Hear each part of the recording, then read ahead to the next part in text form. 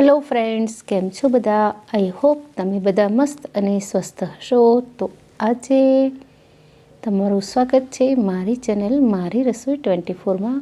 तो आज खूब ज जोरदार आइडिया साथे आपणे एक चाट बनावीशुं अने पण फराळी शक्करियानी चाट बनावीशुं।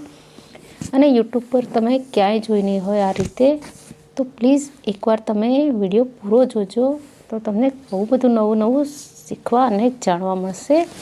तो अहीं आ शक्करियानी चाट एटली टेस्टी छे कि एक बार तमे खाशो ने तमे खाधा ज करशो, एटली सरस बनी छे। साची वात छे, साचुं ज कहूं छुं एकदम।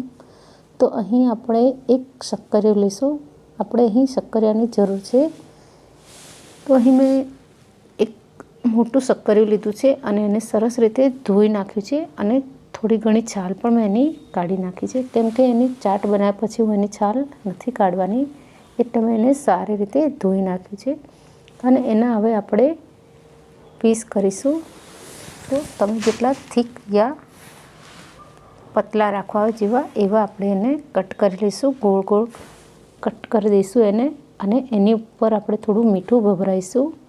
એક અડધી ચમચી જેટલું આપણે સિંગ તેલ ઉપર નાખીશું અને લાલ મરચું મેં એડ કર્યું છે અડધી ચમચી જેટલું જ। અહીં કાશ્મીરી લાલ મરચું મેં નાખ્યું છે અને બધું આપણે મિક્સ કરી લઈશું। સારી રીતે વધારે કોટ થઈ જાય એ રીતે આપણે એને કોટ કરી લઈશું બધો મસાલો। આ સિવાય અહીં કશું એડ નથી કરવાનું। તો હવે આપણે જે નવી રીત છે એ હું બતાવું છું। તો અહીં મારી પાસે જે કઢાઈ છે, જે કઢાઈ કે ઓવન જે પણ કહો, આ કઢાઈની અંદર બહુ જ બધી નવી નવી રીતની હું વેરાયટીઝ, નવી નવી રેસીપી બનાવતી જ રહું છું। તો અહીં મેં એને પ્રીહીટ થવા માટે મૂકી છે ધીમા ગેસે। તો હવે આપણે શક્કરિયાને કઢાઈમાં બાફવાના છે। તો કેવી રીતે બાફીશું? તો અહીં આપણે એલ્યુમિનિયમ ફોઇલનો યુઝ કરીશું। તો મોટે ભાગે દરેકના ઘરમાં હોય છે જ। તો આ રીતે આપણે શક્કરિયાને આની અંદર આપણે મૂકી દઈશું, એલ્યુમિનિયમ ફોઇલની અંદર મૂકીશું। બધા શક્કરિયાની અંદર આપણે મૂકી દઈશું। ખૂબ જ અલગ રીત છે। અને જ્યારે આપણે બાફીને બનાવતા હોઈએ છીએ કંઈ પણ વસ્તુ, તો ઘણીવાર શક્કરિયા ખૂબ વધારે બફાઈ જતા હોય છે કે લોચા જેવા પણ થઈ જતા હોય છે, ત્યારે આપણને મજા નથી આવતી।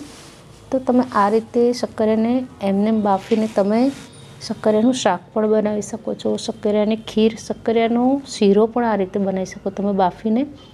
ખાલી એકલા શક્કરિયાને આ રીતે બાફીને તમે પછી એનો શીરો કે તમે જે પણ વસ્તુ બનાવી હોય તે બનાવી શકો છો। બાફવાને બદલે આ રીતે શેકીને તમે કોઈપણ વેરાયટી, કોઈપણ વસ્તુ, કોઈપણ વાનગી બનાવી શકો છો। તો અહીં આપણે એને અંદર કઢાઈમાં મૂકી દઈશું ચારે બાજુથી બંધ કરીને, અને લગભગ 10 મિનિટ મેં એને ફાસ્ટ ગેસે રાખ્યું હતું। અને હવે આપણે થોડું ચેક કરીશું કે અંદર શક્કરિયા બફાઈ ગયા છે કે નહીં। તો અહીં જેવી એની થિકનેસ હશે એ રીતે એ ટાઈમ લેશે બફાવા માટે। તો અહીં અમુક શક્કરિયા ચડી ગયા છે ને અમુક થોડા બાકી છે।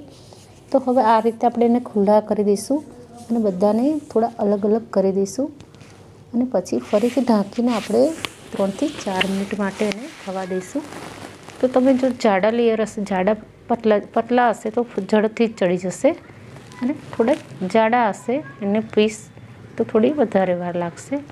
પણ આ રીતે ખૂબ જ સરસ બફાઈ જાય છે અને એનું જે મીઠાશ હોય છે એ એમની એમ જ રહે છે। જ્યારે આપણે બાફીએ છીએ ત્યાં શક્કરિયા થોડા ફિક્કા બની જાય છે, પણ આમાં એવું કશું જ નહીં થાય। તો અહીં આપણે બધા શક્કરિયા સરસ રીતે બધા જ બફાઈ ગયા છે। તો છે ને એકદમ નવો જોરદાર આઈડિયા। તો તમે પણ આ રીતે બનાવજો, અને આ રીતે તમે શક્કરિયાનું શાક પણ બનાવી શકો છો, ખૂબ જ ઝડપથી બની જાય છે। જે પણ બનાવવું હોય હવે તમારા આઈડિયા લગાવવાના છે, તમારે શું બનાવવું, કેવી રીતે બનાવવું। તો અહીં આપણું લગભગ અડધી ચાટ તો બનીને રેડી જ છે। તો હવે આપણે એની અંદર બધા ચાટને રિલેટેડ મસાલા કરીશું, જે આપણે ફરાળી ચાટમાં નાખી શકીએ એ બધું। તો અહીં સૌથી પહેલાં મેં તલ એડ કર્યા છે અડધી ચમચી જેટલા, અને લગભગ 1 થી 1.5 ચમચી જેટલું મેં સિંગદાણાનો ભૂક્કો એડ કર્યો છે। અહીં મેં બોરું ખાંડ અડધી ચમચી એડ કરી છે, પણ તમે તમારા ટેસ્ટ પ્રમાણે એડ કરી શકો છો।